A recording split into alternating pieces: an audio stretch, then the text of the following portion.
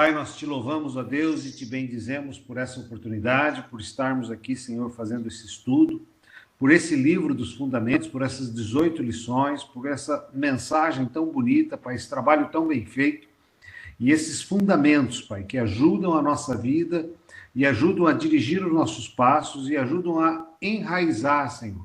Hoje nos tornamos árvores enraizadas, não árvores que podem ser arrancadas por qualquer vento, plantas que possam ser pisoteadas ou eliminadas, Pai, por circunstâncias. Hoje nós temos raízes profundas, Pai, mesmo que o vento, como o vento num bambuzal, possa nos fazer curvar até beijar o chão.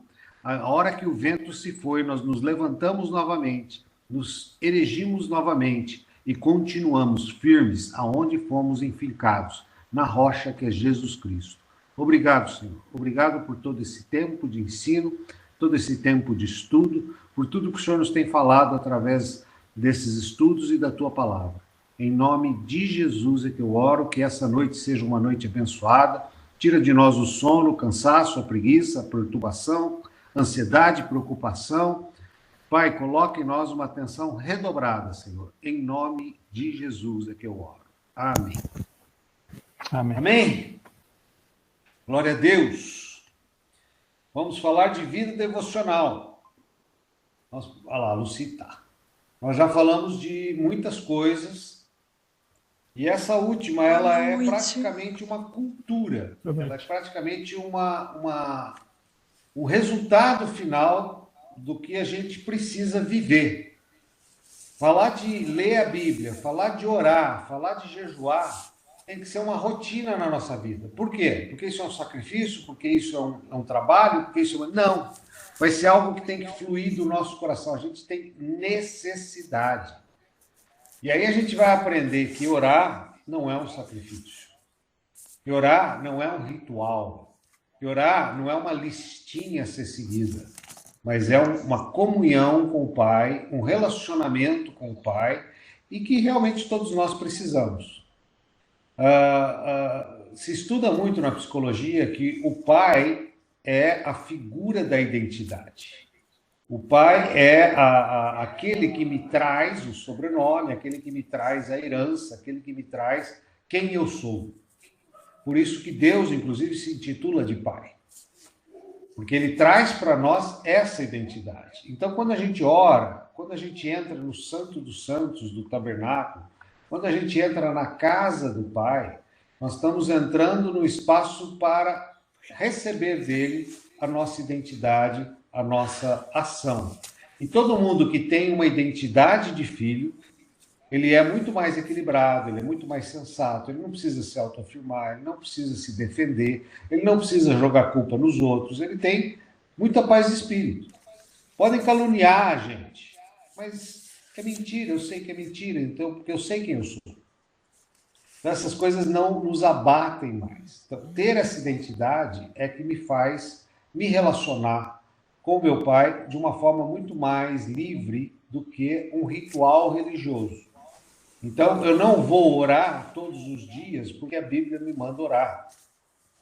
Eu não vou seguir uma cartilha de oração porque o pastor me ensinou a orar assim, assim, assim, assim. Eu vou entrar na presença do meu Pai, eu vou entrar na intimidade com o meu Pai e com ele eu vou conversar. E o conversar com o Pai não é só falar, mas é falar e ouvir. Tem uma prática muito comum nas igrejas americanas, algumas igrejas do Brasil fazem, que chama soaking. Soaking é um tempo de oração, que na verdade você usa até algumas músicas mais instrumental, onde você fica em silêncio absoluto e você tenta, nesse silêncio, ouvir os sussurros de Deus, pensamentos, insights, sentimentos, visões. Deixa o Espírito Santo fluir para falar a você e não você falar a ele.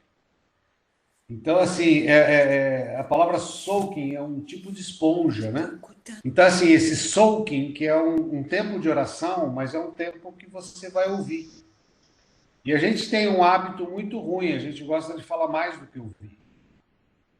E quando você fala, segundo alguns, quando a gente fala, a gente não aprende nada, né? Então, assim, o muito falar nos estagna. Então, assim, aprender a orar, aprender a ler a palavra, aprender a jejuar, nós vamos ver que isso vai começar a fluir de dentro de nós como que uma necessidade natural de intimidade com Deus, de estar junto ao Pai, de se relacionar com Deus.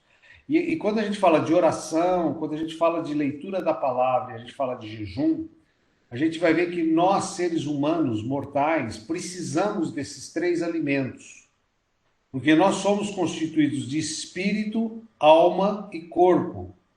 A oração é alimento para o meu espírito. A palavra, o conhecimento, é alimento para a minha alma. E o jejum é o fortalecimento do meu físico. É lindo isso, porque a gente vê que Deus deixou instrumentos para nos alimentar numa vida melhor na terra. Então ele deixou esses alimentos, esses pratos deliciosos para que a gente possa comer. E quando a gente não vê isso como um prato delicioso, ele passa a ser um sacrifício. E aí ele perde toda a sua razão de ser. A gente tem que ter prazer em orar, tem que ter prazer em ler a Bíblia e prazer em jejuar.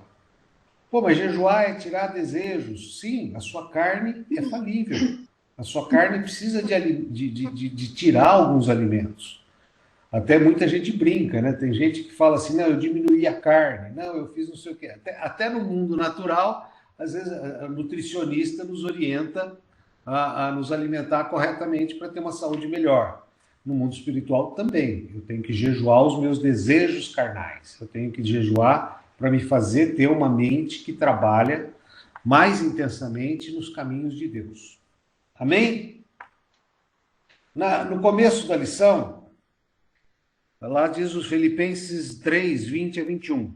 Pois a nossa pátria está nos céus, de onde também aguardamos o Salvador, o Senhor Jesus Cristo, o qual transformará o nosso corpo físico, nosso corpo alma e nosso corpo espiritual. E nós somos, não somos brasileiros, americanos, nós somos celestiais, nós somos divinos. A nossa pátria é o céu. Na terra há divisão, há raças, tribos, povos, línguas, nações. Nos céus não há. Nós somos um povo que não é fragmentado, não é dividido, não é partidário. Assim, as discussões que permeiam o nosso mundo, que são ideologias, raças, tribos, línguas, culturas, e separam as pessoas, sexo, não existe essa língua nos céus, e não deveria existir no meio cristão. Então, assim, quando a pessoa começa a falar assim, não, porque as mulheres e os homens... Não, no mundo espiritual só existem seres humanos criados por Deus. Então não existe essa separação, essa divisão. Quem faz essa divisão somos nós, na nossa natureza carnal, na nossa natureza humana. Tanto é que na Bíblia fala toda tribo, povo, língua e nação, e fala também que não há gentil nem judeu, todos são salvos, todos são amados, todos são desejados por Deus. E assim, essa discussão, se a gente entrar, ela vai muito longe, muito, muito longe. E quando você olha a base bíblica, e quando você olha os princípios bíblicos, por isso que vale a pena estudar a Bíblia, a gente percebe que todos os movimentos separatistas, eles, na verdade, eles têm mais um intento de briga do que um intento de paz. E eles não são pacificadores. Por exemplo, eu vou contar uma história, eu sei que pode ser que alguns contestem, mas não tem problema com isso. Uma pessoa chegou para mim e pediu para eu fazer uma palestra do livro que eu escrevi, dos Sete Montes, para um grupo afrodescendente empresarial. Legal, muito bom. Mas a minha filha não pode assistir? Não, não pode, porque é só para afrodescendentes. Falei, mas a Líbia, o Egito, Marrocos, não são afrodescendentes? Eles são brancos. Então, a própria etimologia que você está usando para tentar corrigir uma questão popular de raça, ela também está errada. Porque nós temos todos os países do norte da África com brancos. Sem contar que a África do Sul, que tem de ingleses nascidos na África do Sul e que são africanos, é altíssimo. Então, o termo já está errado. Eu falei, outra coisa, você quer que eu fale do livro?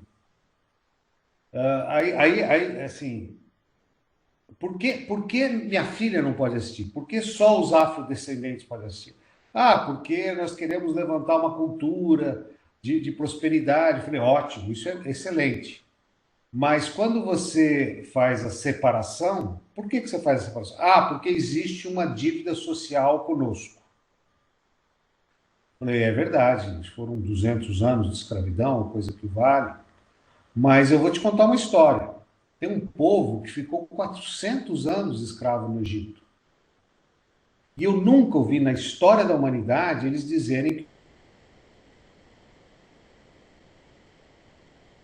eles foram perseguidos pelos alemães e exterminaram 6 milhões deles. E eu nunca ouvi dizer na história que existia uma dívida social com eles.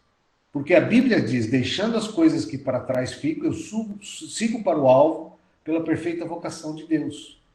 E, curiosamente, esse povo que nunca ficou olhando para trás e nunca ficou pedindo a restituição dos danos que sofreram, é o povo hoje mais rico do mundo.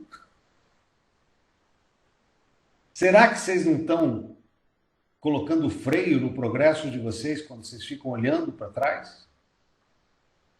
Será que isso não está impedindo que vocês avancem? Eu sei que, eu estou dando um exemplo aqui, mas a gente tem que sempre buscar os princípios bíblicos, porque toda língua, povo e nação, Deus não faz acepção de pessoas, Deus não separa pessoas, Deus não divide grupos. Mesmo nós, às vezes, na nossa simplicidade ou na nossa maneira de ser, até mesmo dentro da igreja, a gente separa crianças de 6 a 10 anos, crianças de 10 a 12 anos, jovens de 14 a 18 anos, a gente cria guetos separatistas, e velho não entra, e criança não entra, e criamos assim toda uma separação quando você vê que o reino de Deus é de crianças, jovens, adultos. Quando ele profetiza bênção, ele profetiza sobre todos, ele não faz acepção de pessoas. Se você vai num grupo de jovens de uma igreja e fala que Deus vai derramar sobre os jovens um poder sobrenatural, a juventude entra em êxtase e grita e tal, mas peraí, por que só para os jovens? Eu que estou velho aqui não vou receber também? Deus vai fazer acepção dessa bênção?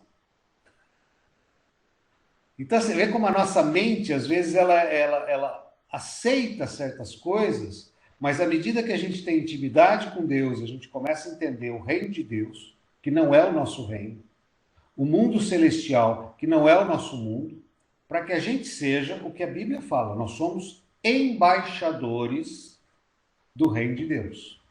O que é um embaixador? O que é um corpo diplomático? Então, por exemplo, se o embaixador, como no Brasil já teve, o embaixador do Irã, ele assediou uma criança numa piscina. Aquilo é um crime no Brasil. Aí a primeira coisa que ele fez foi fugir para a embaixada. Porque na embaixada, a lei que rege na embaixada é a lei do Irã, e não a lei brasileira. Então, dentro da embaixada, ele não podia ser preso. Dentro do carro da embaixada, ele estaria protegido pelas leis da embaixada. Tanto é que ele ficou na embaixada, ele pegou o carro, foi para o aeroporto e foi embora. Porque as leis que regem a embaixada daquele país é a que ele responde. Ele não responde pelas leis do país que ele está. Então, o embaixador, não era nem um embaixador, era um diplomata iraniano, cometeu um crime no Brasil, mas ele estava protegido pela diplomacia e pelo espaço da embaixada. Então, imaginar que nós somos mensageiros, nós somos embaixadores do reino de Deus, nós devemos seguir a Constituição do reino de Deus, e não a Constituição do Brasil. Lógico, porque eu não vou infringir a Constituição do Brasil, uma vez que eu estou morando aqui. Mas o que rege a minha vida é a Constituição do Reino de Deus. Por exemplo, se eu fosse morar em Moçambique e lá é legalizado a poligamia, eu vou seguir a legislação do reino e não a legislação de Moçambique. Porque o princípio de Deus é o homem ter uma só esposa, casar com uma mulher só, monogamia e não poligamia. Então, assim, o meu estatuto, a minha Constituição é a Bíblia. E como eu sou membro do Reino de Deus, eu sigo os princípios de Deus e não do mundo. Então, nós somos ETs nesse mundo, nós somos pessoas que não somos do mundo, mas estamos no mundo. E nós temos uma Constituição do Reino de Deus para ser seguida. Nós temos os 10 mandamentos, nós temos as regras da Constituição celestial. E isso é diferente da Constituição local. Por exemplo, a nossa legislação, e as leis local, a Constituição local, e a gente tem que entender isso muito claro, ela é um ordenamento dos hábitos e costumes daquele povo. Então, vamos supor, se você pegar um povo antropófago, lá vai ter regras de quem que você pode matar para comer e quem você não pode matar para comer. Pode comer um inimigo, não pode comer um amigo, sei lá, vai ter suas regras. A Constituição daquele país e daquela cultura vai ter regras para aquele procedimento, por mais que seja esdrúxula para nós. A regra da poligamia, por exemplo, na Arábia Saudita, você pode ter 2, 3, 4 esposas se você puder sustentá-las e você puder aguentar as sogras. Não, essa não está na lei. Mas assim, eles têm regras claras. Se você quer fazer isso, você segue essas regras. Então, às vezes a gente fica meio chocado, e como crente, às vezes a gente toma algumas bandeiras que não são bandeiras nossas. Por exemplo, o Brasil Supremo lá definiu a regra do jogo de casamento homossexual. Por que eles fizeram isso? Porque se proliferou esse tipo de prática. Então, eles estão criando uma lei para ordenar esse tipo de procedimento. Cabe a nós discutir isso? Não, nós somos cristãos, nós seguimos a Constituição de Deus.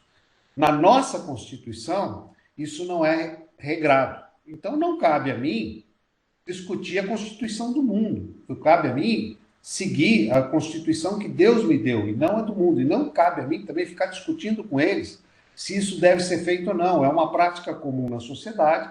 O judiciário está tentando simplesmente criar regras e ordens para esse tipo de situação social, para que não vire uma casa abandonada, uma situação de conflito. Então, assim, é diferente quando você entende essa situação e você tem que entender que você é estrangeiro nesse mundo. Você tem que entender que as coisas que o mundo pratica não são as coisas da qual você está acostumado ou que pertencem ao teu reino. Não pertencem, é coisas desse mundo. Se a pessoa aceita Jesus, ela sai deste mundo para se tornar filho de Deus, ela é adotada para o reino de Deus, aí ela passa a ser regida pela Constituição do reino de Deus. Nós não podemos cobrar isso em quem não está no reino de Deus. Essa imposição, ela não está correta, ela só é permitida, e ela é permitida a nível de ensino, à medida que nós estamos fazendo aqui, você começa a ser um cidadão do reino de Deus. Então, à medida que você começa a ser um cidadão do reino de Deus, as regras do reino de Deus, ou a Constituição do reino de Deus, passam a ser as diretrizes da sua vida. Na verdade, a Bíblia foi escrita por homens inspirados pelo Espírito Santo, a primeira lição que nós fizemos. Ela é um livro miraculoso, ninguém no mundo ou na humanidade jamais vai conseguir produzir algo igual. E ela é a regra do Criador. Deus criou o homem e deixou o manual do Criador. Você quer ser feliz? Faça o que está aqui.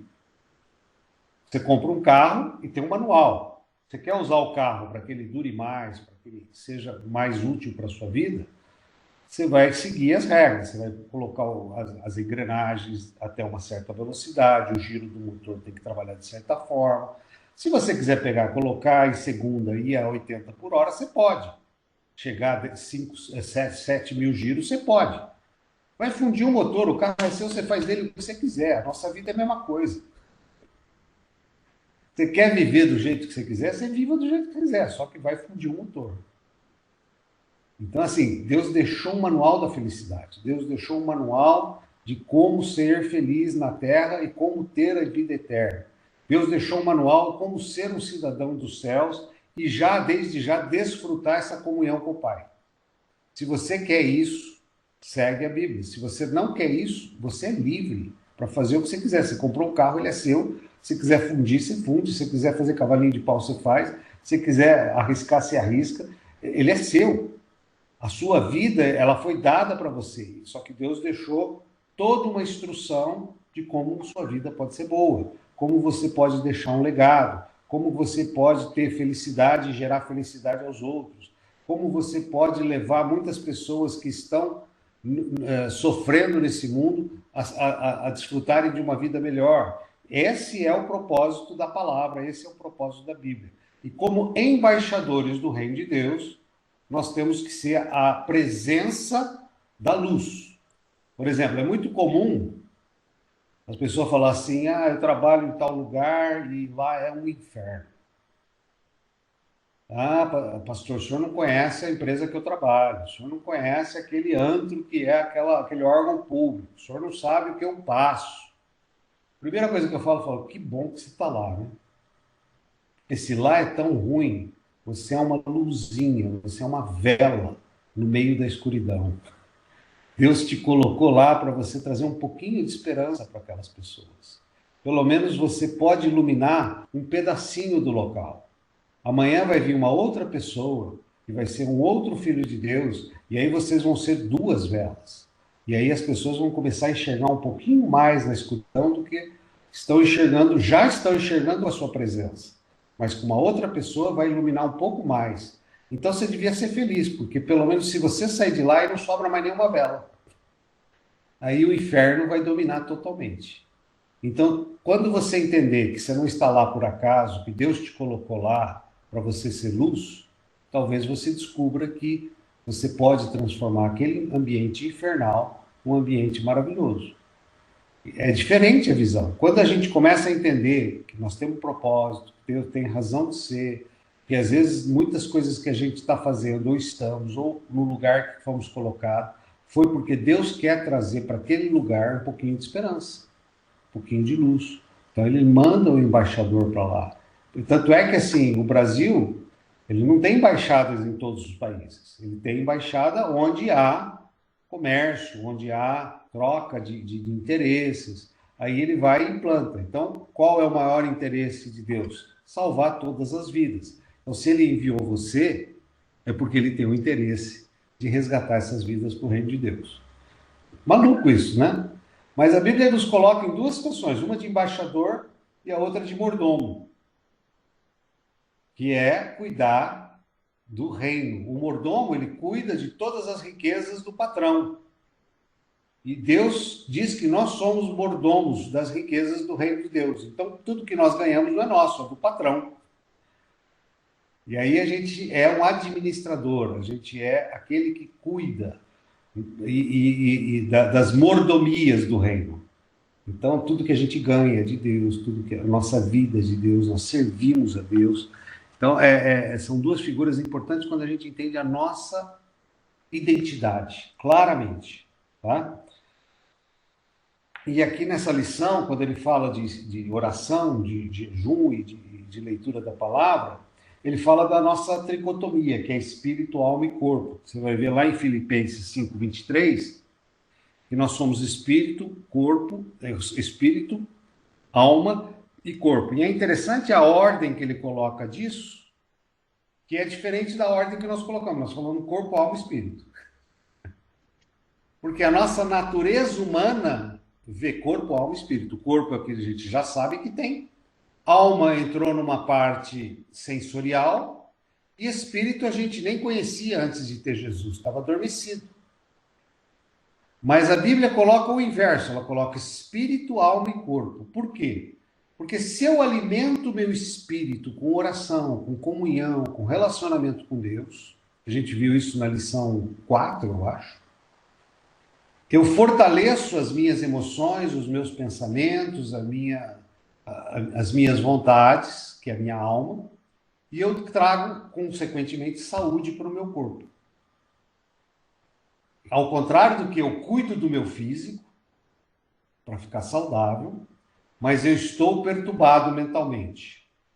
Aí eu vou para o psicólogo, para cuidar da minha mente que está perturbada. Mas se eu não consigo dar conta do meu corpo nem da minha alma, aí eu vou para a igreja para tentar ver se faz alguma coisa com o meu espírito. Então, assim, a gente faz o caminho inverso. Nós devemos cuidar primeiro do espírito, depois da alma, porque o espírito alimenta e traz paz de espírito para a alma, e a alma vai a formosear. A Bíblia diz que formoseia o meu rosto, ou seja, o espírito alimentado alimenta a alma e a alma faz uma cirurgia plástica na minha vida. E faz até mais bonito, porque eu passo a ter alegria, e a alegria transforma a gente.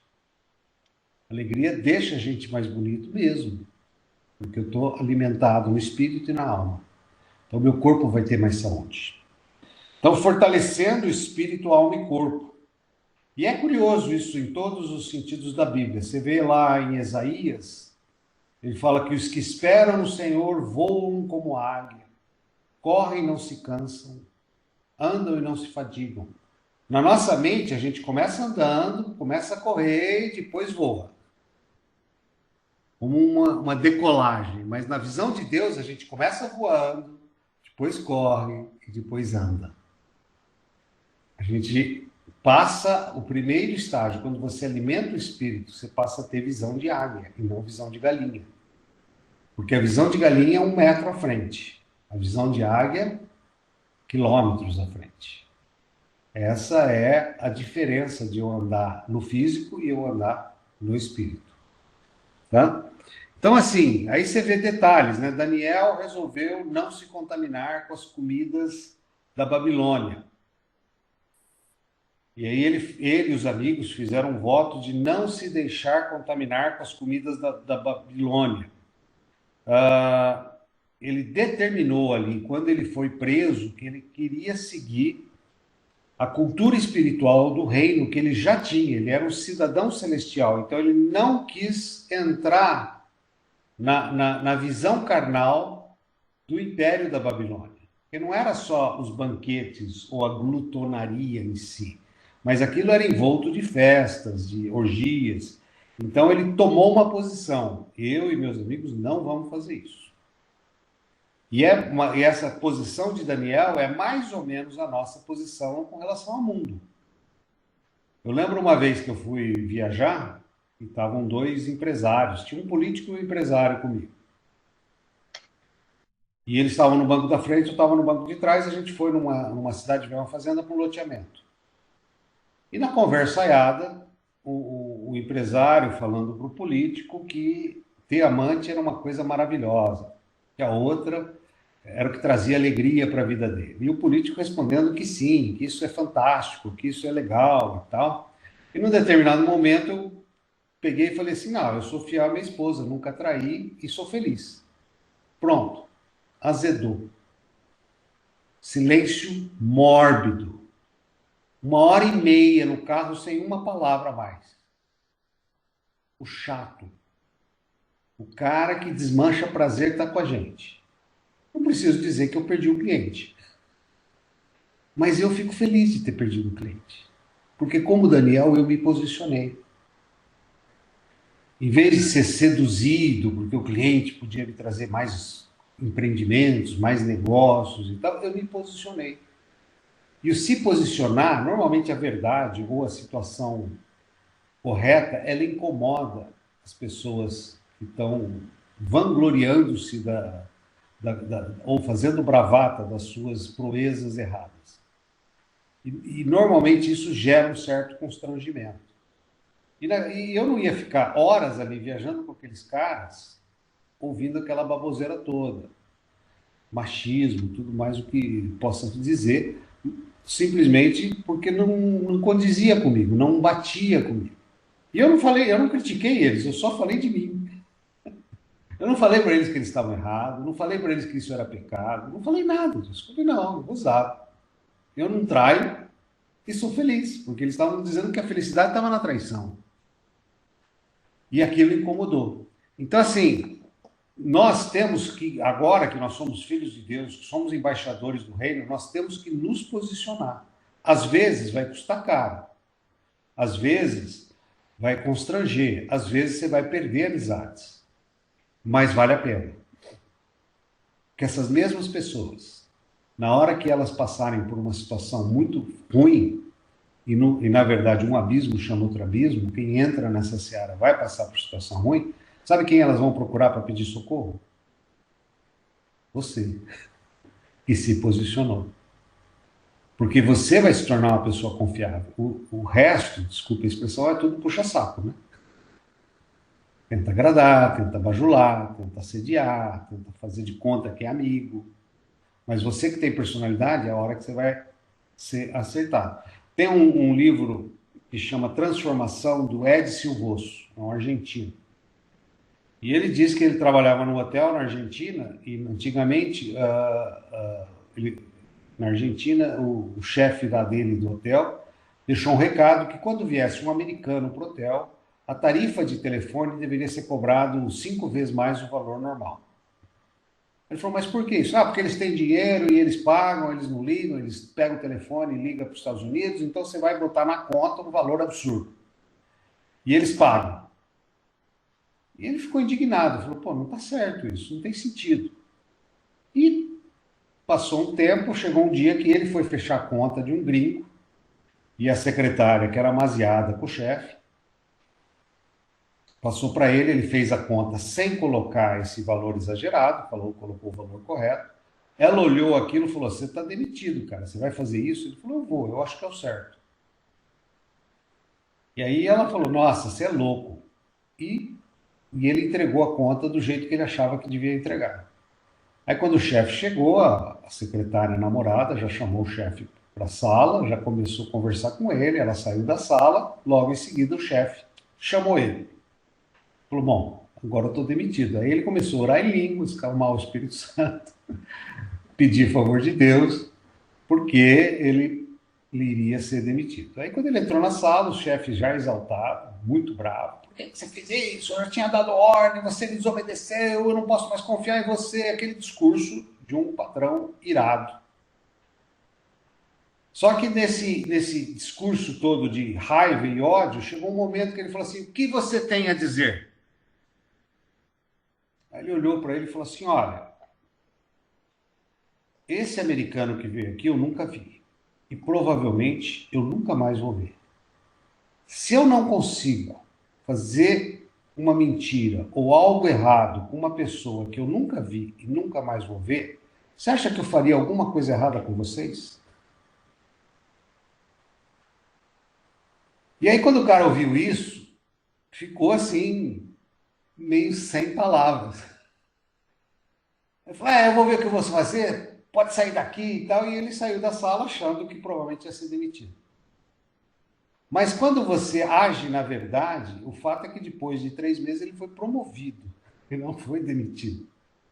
Porque quando a pessoa realmente ela encontra alguém que responde de uma forma... Porque o que mais falta hoje numa empresa é alguém honesto e sincero. E às vezes as empresas hoje promovem um funcionário simplesmente porque é honesto e não é competente, porque o competente é malandro. Então ele prefere promover um honesto do que um competente, porque o competente pode passar perna, o competente pode roubar, e ele prefere um honesto. Então, assim, nós estamos vivendo um tempo que isso é verdade. E esse exemplo, que é um exemplo real, no meu caso eu perdi o cliente, nesse caso ele foi promovido. Mas o que nós temos que fazer, independente dos favores, se virem ou não virem, é ter a consciência limpa, é fazer o que é certo. E fazer o que é certo é muito difícil. Uma vez a minha secretária falou assim, o mala está no telefone. Eu falei, como? Aquele cliente mala.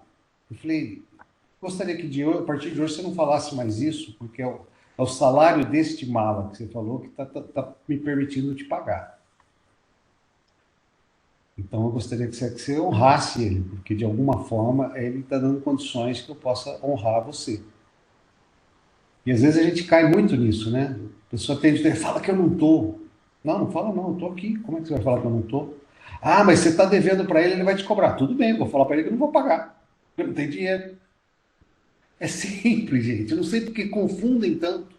Não sei porque criam tanta ideias. Porque um escritório pequeno, você vai falar, a secretária fala assim, ah, eu não sei se ele chegou. Como não sei se ele chegou? Ele passa na sua frente quando ele chega.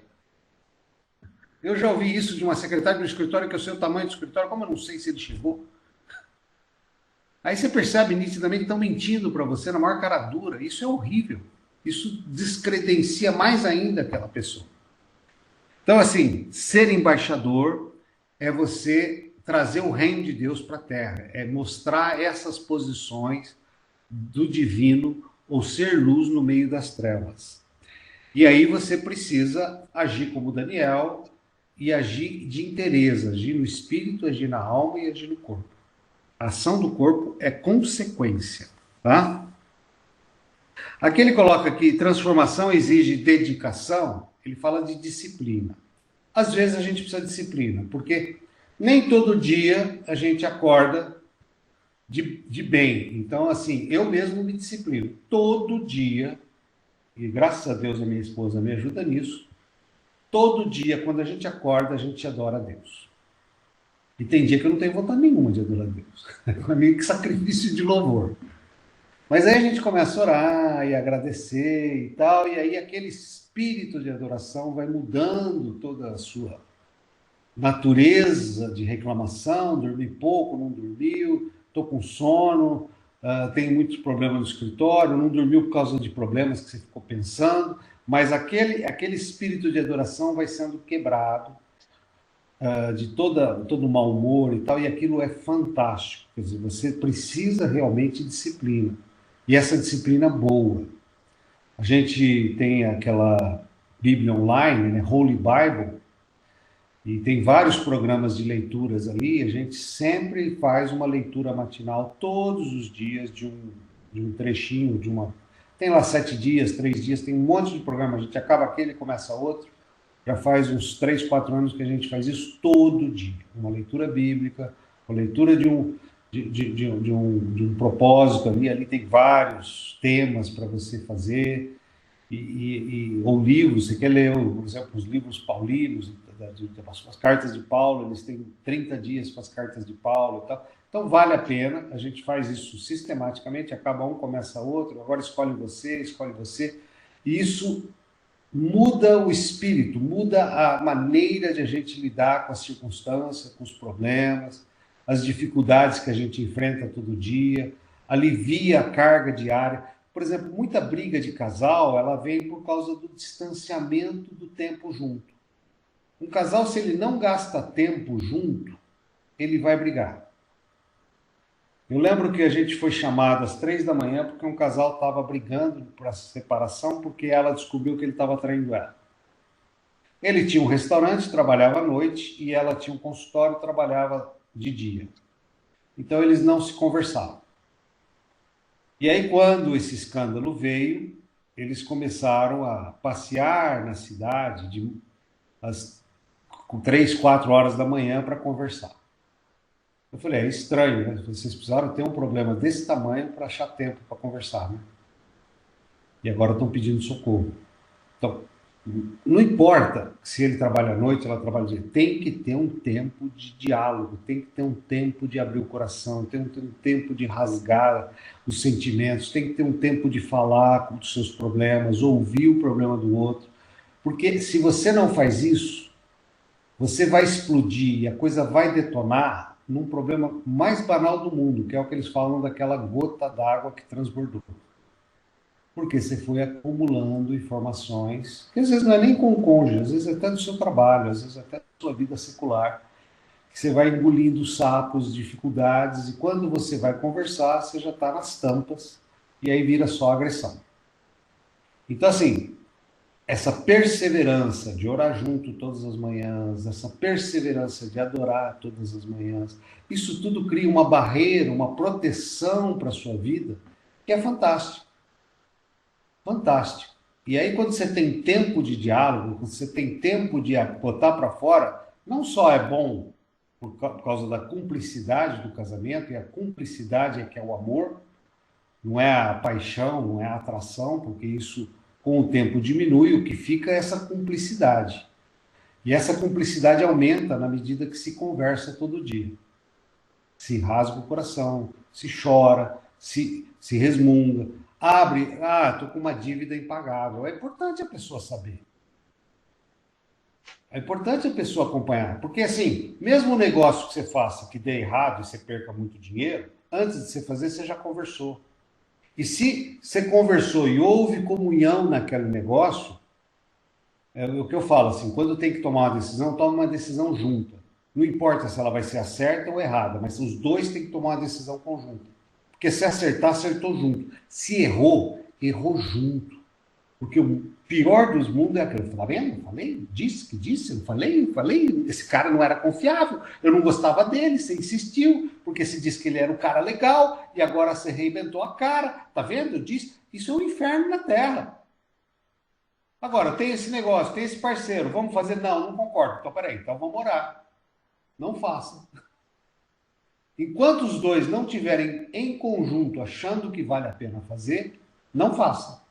E se os dois acharem que deve fazer, se deu certo, legal. Se não deu, não deu certo. Os dois erraram junto. Com o filho é a mesma coisa. O filho está indo mal na escola.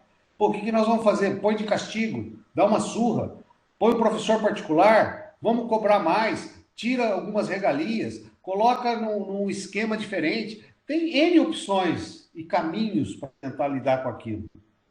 Um acha que tem que fazer isso, o outro acha que tem que fazer aquilo. Não importa, tem que ter uma decisão conjunta. Erramos. Putz, a gente fez isso e só piorou, a rebeldia dele aumentou. Erraram juntos. Não tem problema. O importante é estar junto. Quando acerta e quando erra. Porque aí está conversando todo dia. Está conversando, está conversando.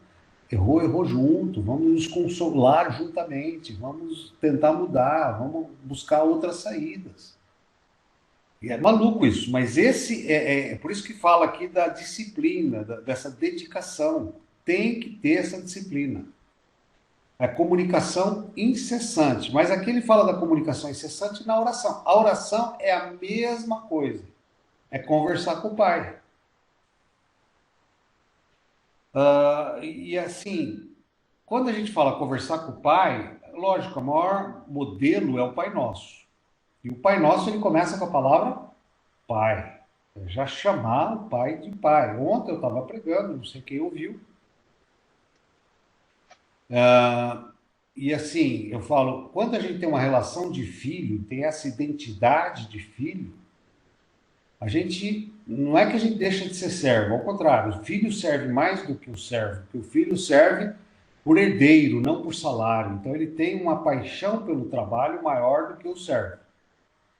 Porque ele é parte daquilo, ele é o filho do empresário, então ele será o empresário. Então ele não está preocupado com hora extra, ele não está preocupado com o salário no fim do mês, porque é tudo dele. Ele é o herdeiro. Então o filho não deixa de ser servo, ele trabalha mais. Só que o filho tem algumas regalias. Por exemplo, o meu filho, quando era pequeno, ele pulava na minha cama. O servo não faz isso, a minha empregada não faz isso, a pessoa que trabalha comigo não faz isso. Não tem essa liberdade de entrar no meu quarto e pular na minha cama. O filho abre a geladeira e come o que quiser. O servo não. O filho, ele senta na sala, liga a TV e fica sem fazer nada. O servo não. Então, assim, a gente quando tem a identidade revelada de filho, a gente se relaciona com o pai diferente. Mas tem muita gente dentro da igreja que ainda é servo, ainda está querendo ser elogiado, ainda está querendo ser reconhecido, está servindo para ter uma contrapartida, às vezes está dizimando para poder ficar rico. E não é esse o propósito de Deus. O propósito de Deus é ter filhos. O filho, ele dizima porque ele sabe que ele é mordomo das coisas de Deus, nada é dele. E às vezes as pessoas dão o dízimo dos 10% e acham que cumpriram a sua obrigação da lei. Para aí, cara. A lei não manda você dar 10% no Novo Testamento.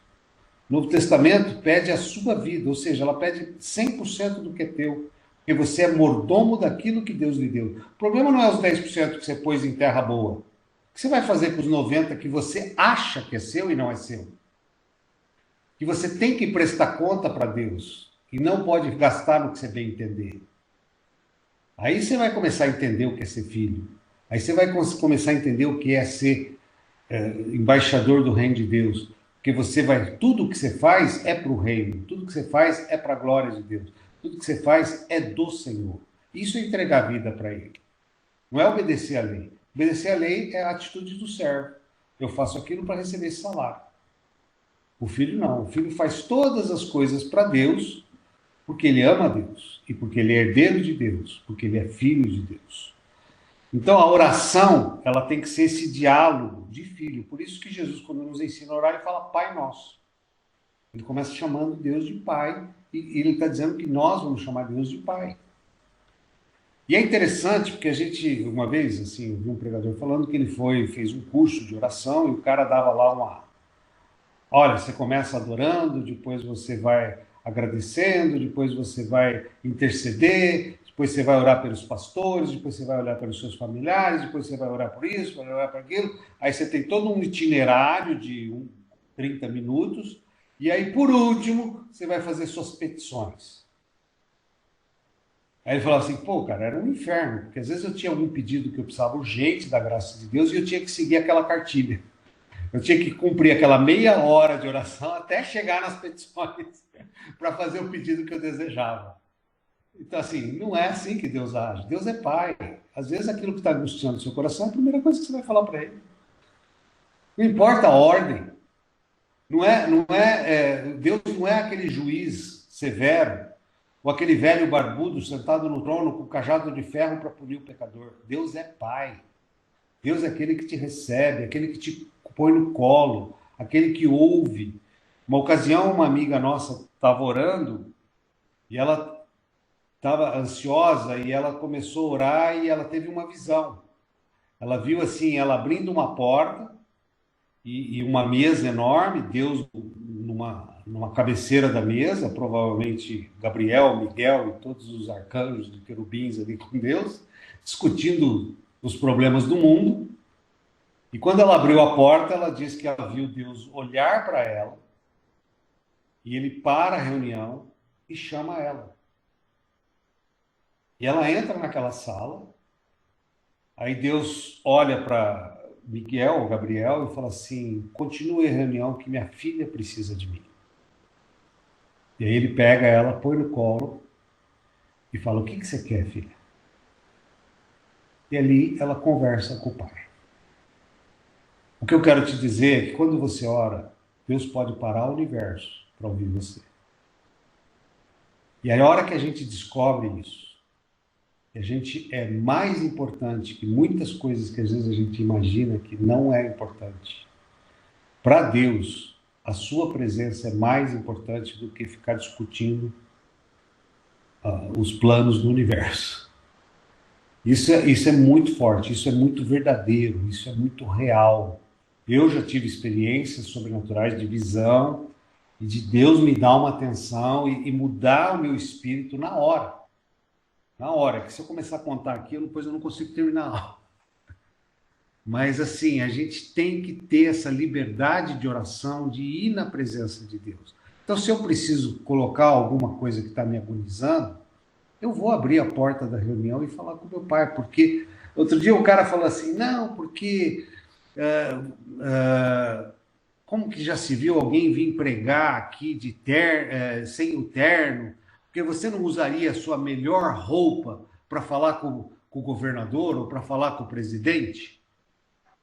Aí você pensa assim, talvez, depende. Será que eu iria de pijama falar com o Bolsonaro? Ou com o governador de São Paulo, que eu nem sei mais o nome dele? Depende. Se ele for meu pai, sim. Só isso. Se ele for meu pai, por que eu tenho que colocar o terno para falar com ele? Se eu tenho acesso ao quarto dele e posso ir de pijama. Essa é a diferença.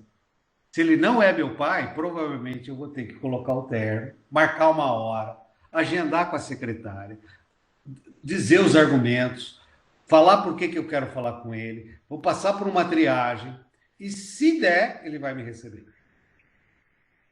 Mas se ele é meu pai, eu não preciso nada disso. Às vezes eu não preciso nem procurá-lo, só eu gemer à noite que talvez ele saia do quarto dele e venha me ver. Olha como a gente tem que entender a nossa identidade. Isso é oração. A hora que a gente aprende que essa oração faz parte da minha vida, porque eu sou um ser terreno, eu não sou um ser terreno, eu sou um ser divino vivendo na Terra. Tem um outro trecho na Bíblia que Jesus fala: na casa do meu pai há muitas moradas. A palavra casa aqui se refere à família. E moradas se refere a relacionamento. Todo judeu, quando nascia um filho, fazia mais um quarto. E eles chamavam esse quarto de morada. A Sulamita fala que ia construir um quarto para o profeta. Ele ia construir uma morada na casa dela para receber o profeta. É cultura judaica construir um quarto quando nasce um filho. Era na época, não sei se é hoje. Então, quando Jesus fala na casa do meu pai há muitas moradas, ele não está dizendo que você vai ter uma casa no céu. Ele está dizendo que você, quando aceitou Jesus, virou filho de Deus, Deus construiu um quarto para você morar junto com ele. E é um quarto que você tem acesso hoje, amanhã, depois da manhã, desde o dia que você nasceu de novo. Você pode sair daqui ao terceiro céu e voltar, porque você é filho de Deus. Existe um canal de comunicação. O véu foi rasgado, o santíssimo lugar tem acesso. O lugar da presença de Deus é dado aos filhos. Então a oração é exatamente esse agir de buscar a Deus, tá? E ela vai trazer fortalecimento ao seu espírito. O jejum, ele é um sacrifício, né? Normalmente as pessoas fazem jejum para alcançar uma dádiva, para alcançar um desejo, e o jejum está ligado ao nosso corpo, à nossa carne. Então eu estou abrindo mão de algo que eu desejo, então eu vou parar de tomar café por 40 dias, então eu vou ficar com vontade esses 40 dias, mas eu não vou tomar. Então esse jejum eu vou fazer porque eu quero receber uma bênção natural. Estou falando de carne, porque jejum é ligado ao corpo, o corpo é ligado à carne. Então quando eu faço o jejum, eu estou sacrificando alguma coisa para que uma bênção ou alguma resposta de Deus possa vir. Por outro lado, ele também vai servir para mim como uma vigilância, como um farol, é como uma lanterna, é como uma cisterna, como aquela lanterninha, aquela fonte de defesa dos castelos, né? Aquela guarita, né? Porque à medida que eu todo dia, ou todo tempo, tendo vontade daquela coisa e me controlando, aquilo me conecta com Deus todo o tempo. Quando Jacó briga com Deus e ele fere a coxa de Jacó, o que Deus deixou em Jacó foi um jejum eterno. Cada passo que ele desse na vida, ele ia lembrar de Deus. E ele passou a mancar, né? Então, assim, cada passo que ele desse, ele ia sentir dor, e aquela dor ia reportar para ele aonde isso começou. Então, era uma marca de Deus na vida dele, queria trazer ele o tempo todo num pensamento para com Deus. O propósito do jejum é exatamente esse. Toda vez que eu quero tomar um café, eu vou me lembrar da pessoa de Deus, eu abro mão para ter comunhão com Deus, eu abro mão porque eu quero ter mais santidade, eu abro mão porque eu quero abençoar, eu abro mão porque eu tenho uma razão de ser para isso. Então, assim, é esse o propósito. Ah, mas é besteira. Não, não é besteira, porque isso ajuda a gente a estar em comunhão permanente. Eu, quando fiz um jejum de café, os 3 primeiros dias eu tive enxaqueca. Foi terrível. Eu até descobri que eu estava viciado em café. Aí fiquei 40, os 3 primeiros dias. Depois eu fiquei 37 dias tranquilo, não tive problema nenhum. Até me liberarem de novo. Aí eu voltei a tomar de balde.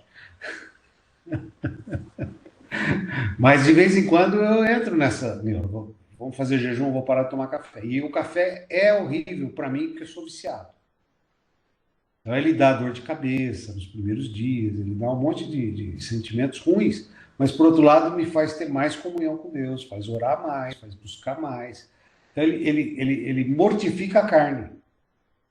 Estou dando um exemplo de jejum. Eu já fiz jejum de 3 dias sem comer nada. A primeira vez que eu fiz, eu sofri horrores, horrores, horrores. Passei fome, passei muita fome.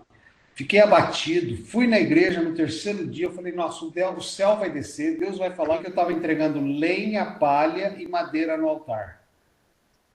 Eu ouvi aquilo e falei, onde está escrito isso? E lá na Bíblia tem um lugar que fala de ouro, prata e bronze.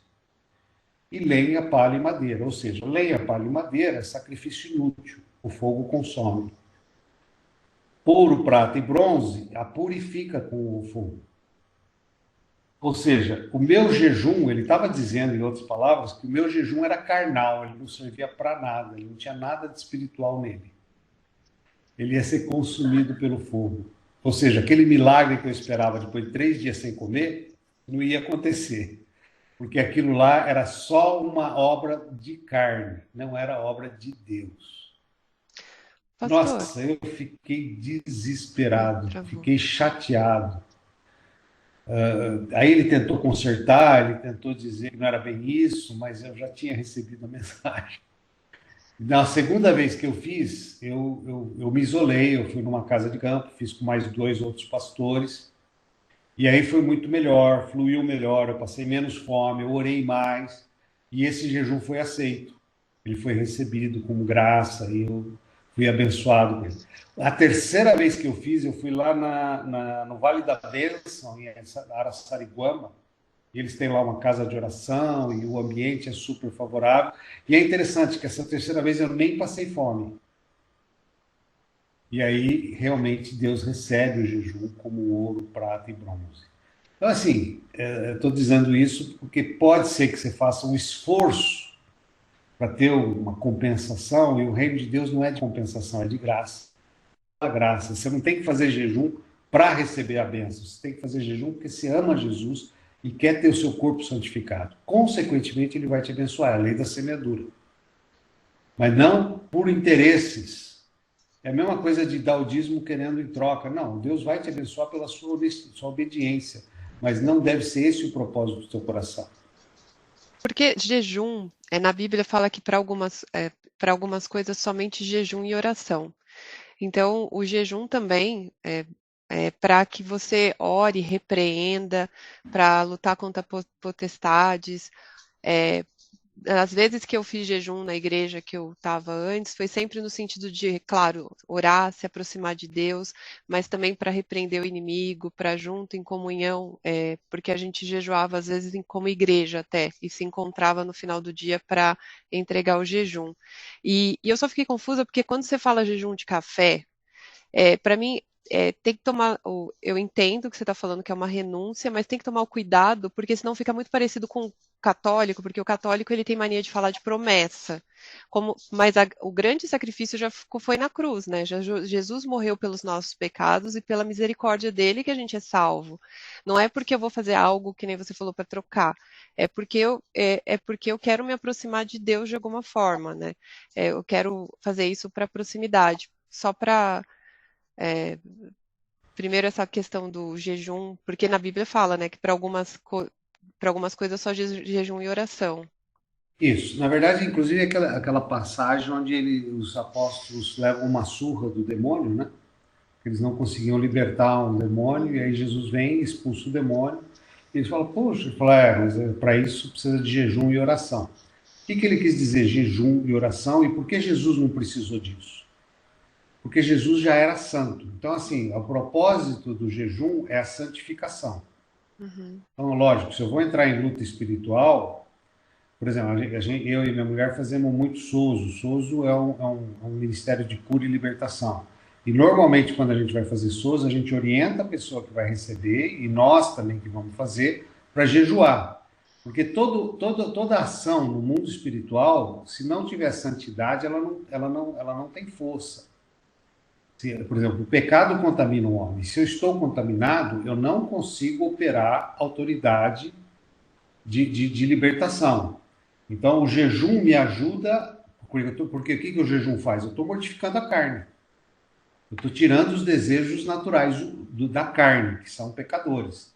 Então, o propósito do jejum é santidade. Por exemplo, uma ocasião, acho que eu já cheguei a falar isso, de um satanista, um grupo de satanistas que foi numa igreja, e aí grande, né? E eles gostam de fazer isso para bagunçar o coreto. E aí o pastor, líder da igreja, em determinado momento, ele teve o discernimento espiritual, ele pega o microfone e fala assim, fecha as portas da igreja que nós vamos ungir com óleo todo mundo dentro da igreja, porque tem um grupo de satanistas no nosso meio. Os satanistas ficaram apavorados, você vê, ele também não aguenta a unção com óleo. E aí eles estavam ali sem saber como fazer, e aí o demônio que estava com eles falou, fica tranquilo, o pastor não tem condições de orar pela igreja toda, tem mais de 500 pessoas. Ele vai chamar os presbíteros. E dos presbíteros, aquele sujeito ali é o tesoureiro e ele está roubando a igreja. Vão na fila dele, a unção dele não vale nada. O ungido óleo com aquele líder que cuidava das ofertas da igreja, não tinha poder nenhum, não queimava, não mexia com as trevas. Era mais ou menos como os apóstolos quando tentaram expulsar aquele demônio. Era mais fácil ele apanhar do que ele lutar com os caras. Então, assim, quando fala de jejum, fala muito de santidade, fala muito de uma vida reta, de uma vida santa. E não tem problema ser Coca-Cola, ser café, ser internet. Nossa, o jejum de internet deve ser uma maravilha, porque as pessoas hoje são totalmente dependentes químicos da internet. Então, assim, o importante é algo que vai fazer você o tempo todo pensar em Deus e trazer santidade para a sua vida. Esse é o propósito do jejum, não é passar fome. Porque também é o que você disse, jejum não é uma barganha, jejum é uma busca de santidade. Então, assim, quando a gente vai trabalhar com libertação, é muito comum a gente pedir para as pessoas jejuarem, e nós também jejuarmos, para que evite que essa ação seja carnal, essa ação seja modelo, ou seguir regras, ou seguir procedimentos. Não, ela tem que ser espiritual. E para ela ser espiritual, eu tenho que mortificar a carne. Como eu mortifico a carne? Com jejum. Então, agora, como ele deve ser, o que deve ser, é jejum de Daniel 21 dias, é jejum de Moisés 40 dias, é jejum de verduras, é jejum de carne, é jejum... Cada um inventa o que quiser. O importante é que alguma coisa que você tem frequentemente desejo e vai lembrar de Deus. Se eu fizer jejum de jiló, eu diria para você que faz 60 anos que eu faço jejum de jiló, não tem problema nenhum. Mas também não lembro de Deus, porque é uma coisa que eu não gosto. Então não é jejum. Jejum é tirar alguma coisa que vai me trazer vontades e vai me fazer lembrar de Deus. Tem que tirar uma refeição obrigatoriamente. Não necessariamente. Não necessariamente. Até porque hoje, como a gente tem essa vida urbana mais regrada, né?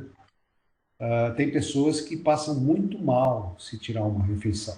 Tem pessoas que têm consequências físicas muito graves se tirar uma refeição. Por que eu falo isso? Porque quando, por exemplo, um dia veio um africano pregar e ele falava que já tinha feito jejum de 21 dias, 3 vezes, sem comer nada. Eu falei, nossa, eu quase morri em 3, imagina 21.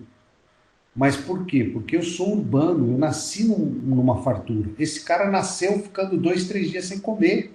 A vida dele foi de jejum. Então, para ele, talvez ficar 21 dias seja equivalente a eu ficar 3 dias. Porque a cultura dele, o organismo dele, ele já tinha uma cultura diferenciada da nossa. Hoje, assim, dentro da igreja mesmo, tem pessoas que falam assim, nós vamos jejuar até as 3 da tarde. Tem gente que fala, pastor, eu passo mal. Pastor, eu não consigo sair da cama se eu não comer. Pastor, eu tenho sintomas assim, assim, assim. E não são poucas pessoas, são muitas, que têm problemas de consequências físicas se tirar a alimentação. Então, nós não podemos criar uma regra que possa prejudicar as pessoas. E isso aí está errado, porque. Não, a cultura é outra. Acho que daqui entre nós, nenhum de nós sabe o que é passar fome. Nenhum de nós sabe o que é não ter o que comer por 3 dias. Lá onde minha filha é missionária, as pessoas ficam 3 dias sem comer para chegar na base da missão. Primeira coisa que eles fazem quando chega na base da missão não é pregar o evangelho, eles foram lá para ouvir a pregação. Mas a primeira coisa é dar pão para eles. Porque eles estão 3 dias sem comer, andando no meio da floresta para chegar lá na base. Então, assim, isso não é nem jejum, isso é cultura deles, é a vida deles, eles vivem assim. Então, eu acho até que, assim, você tem razão, mas o princípio básico do jejum é santidade. Com a santidade, Deus te dá autoridade. E por último, a palavra, a importância da palavra. Por que a palavra? Porque a palavra, ela não só é a nossa base de fé, mas como ela quebra muitas discussões. Por exemplo, eu lembro um caso que aconteceu de um cunhado meu se separar da esposa e minha mulher mandou para ele um monte de versículos sobre adultério, porque ele estava amaziado, e mandou para ele não era nem crente. Aí ele respondeu assim: é muito duro o que você me escreveu, muito duro o que você me falou na carta. Ela falou: olha, desculpe que se o que você leu foi muito duro para você, mas não foi eu que escrevi, eu só copiei. Você tem que brigar com o autor, porque isso tudo está escrito na Bíblia. Então, você pode não concordar, mas você não pode dizer que eu estou fazendo alguma crítica para você. Eu estou simplesmente te repassando o que está escrito.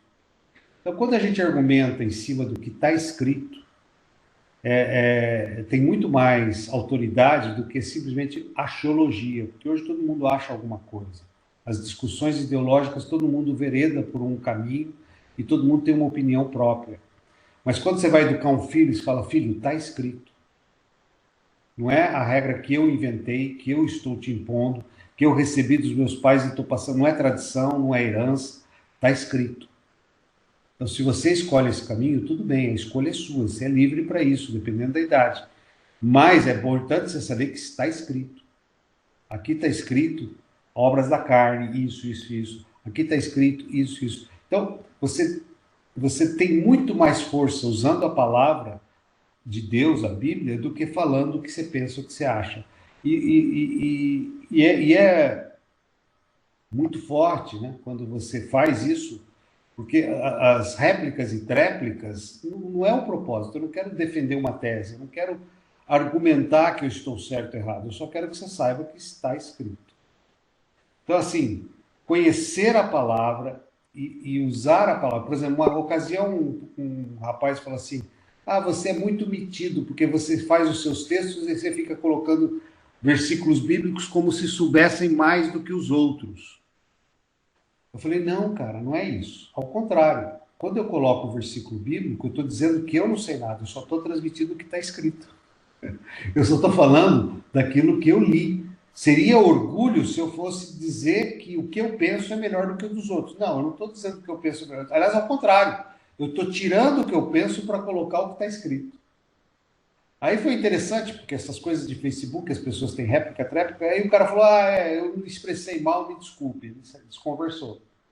Mas é isso aí, quer dizer, o cara está achando que você está se exibindo falando aquilo, quando na verdade é o contrário, você está se anulando para que aquilo seja verdade e que não seja a sua opinião, mas seja aquilo que Deus escreveu.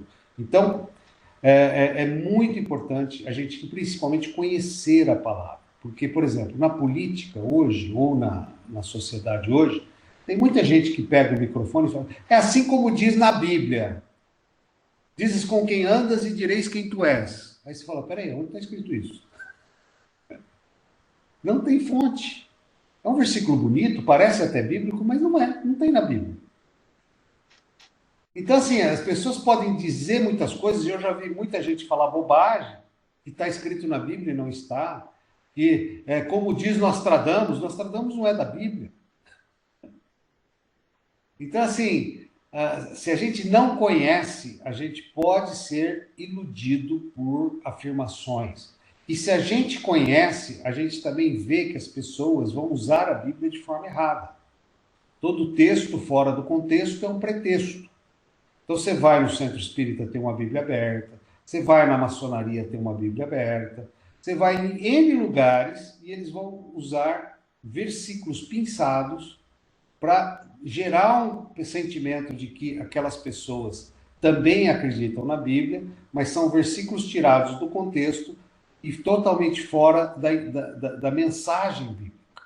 O testemunha de Jeová que toca a sua campainha, tudo que ele falar para você, se você verificar 2 versículos antes e 2 versículos depois, você vai ver que ele usou aquele versículo fora do contexto para vender uma ideia de um pensamento. Então, assim, isso também é porque conhecer a palavra, para que você possa saber ou discernir ou entender as circunstâncias melhor. Então, assim, orar, jejuar e ler a palavra realmente nos fortalece e nos dá serenidade, paz, tranquilidade, não juízo. Eu, por exemplo, na igreja, eles me chamam do pastor de Bereia. Samuel deve saber disso, porque eu checo tudo na palavra. Pode ser quem for que pregue lá, falou uma besteira, no dia seguinte estou ligando pro cara. Irmão, de onde você tirou essa informação? Como é que você chegou a essa conclusão? Que livro que você leu? Onde está escrito isso na Bíblia? E aí, se ele não tem uma fonte... E eu já falei isso para alguns pastores e, graças a Deus, a nossa igreja é uma igreja aberta, e eu também já fui checado. E eu já vi, e eu vi um dos pastores no domingo seguinte subir no púlpito e falar: irmãos, semana passada eu falei isso, mas não é bem assim. E ele corrigiu exatamente o que ele falou por causa da ligação que eu fiz. Então, esse é um coração livre, esse é um coração pronto, porque a gente ouve rádio, eu ouço muita besteira, muita gente falando coisas. Quer ver um exemplo? Nós só passamos da hora, demais da hora. Mas deixa eu dar um exemplo. Todas as teologias da prosperidade diz que fala assim: buscai o reino de Deus em primeiro lugar e todas as demais coisas lhe serão acrescentadas. Nenhuma versão bíblica fala demais. Todas as versões bíblicas falam estas. E o que são estas? Comida, bebida e roupa. Coisas básicas. Demais é tudo que você não tem. Demais é um avião, é um carro zero. Tudo que você não tem é demais. Estas é o básico. Então, quando eu quero ministrar prosperidade, eu falo: buscar em primeiro lugar o reino de Deus e a sua justiça, e todas as demais coisas lhe serão acrescentadas. Só que essa demais foi inventada. Você não acha nenhuma versão bíblica, nem a católica, com a palavra demais. Simples, né? Uma palavra que trocaram, que não é bíblica. Mas a Bíblia fala estas. E você vai lá no contexto, fala do lírio que se veste melhor que Salomão, do pardal que tem casa. Quer dizer, todas as referências ali no contexto é de comida, bebida e roupa. O básico da sobrevivência. Então, é só um exemplo como a gente tem que estar ligado. Por que a palavra, por que meditar na palavra, por que ler a Bíblia? Porque ela é o nosso alimento, é o manual, é o que me traz felicidade. Amém? Então, eu queria orar para você pelo seguinte: eu tive várias lutas na minha vida. Uma delas foi de ler a Bíblia. Eu não conseguia ler a Bíblia, eu dormia. Eu achava chato demais, eu tentava me disciplinar e eu não conseguia, até que um dia Deus me deu uma graça, me gerou uma fome, eu recebi uma visão, um toque do Espírito Santo, e a partir daquele dia eu comecei a ter fome e sede da palavra, comecei a ler a palavra, estudar a palavra, e as letras saíam da Bíblia, e aquilo começou a me gerar mais fome.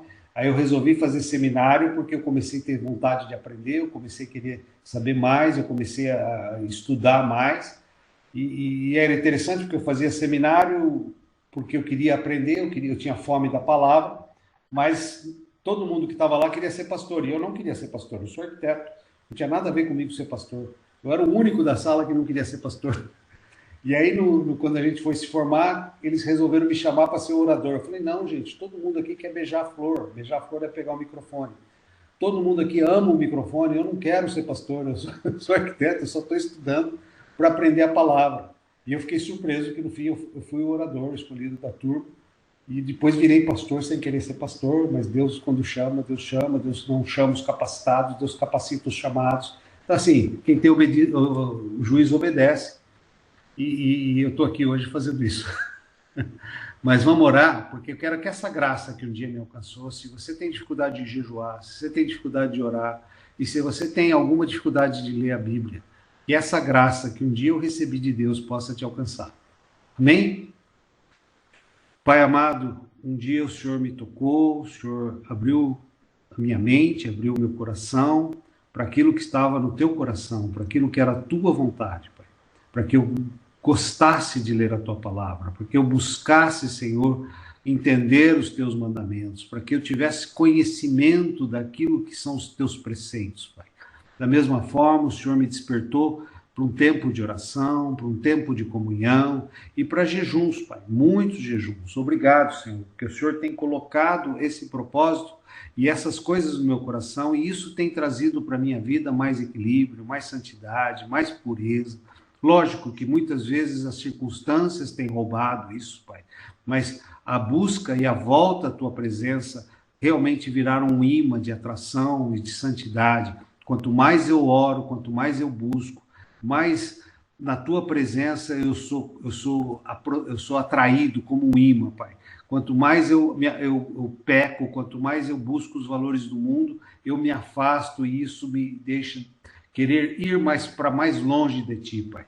Eu escolhi estar perto de ti, por isso eu escolhi orar, eu escolhi jejuar, eu escolhi ler a tua palavra, e a tua graça me alcançou e despertou em mim vontade de ler, vontade de orar e vontade de jejuar. Abençoa cada um, Senhor, que está aqui hoje, para que essa graça possa alcançá-los, para que essa graça possa tocá-los, para que essa graça possa realmente transformar a vida deles. Obrigado pela paciência, pela extensão do horário, obrigado por essas 18 lições, obrigado por esse tempo junto, Pai. Em nome de Jesus é que eu oro. Amém. Amém.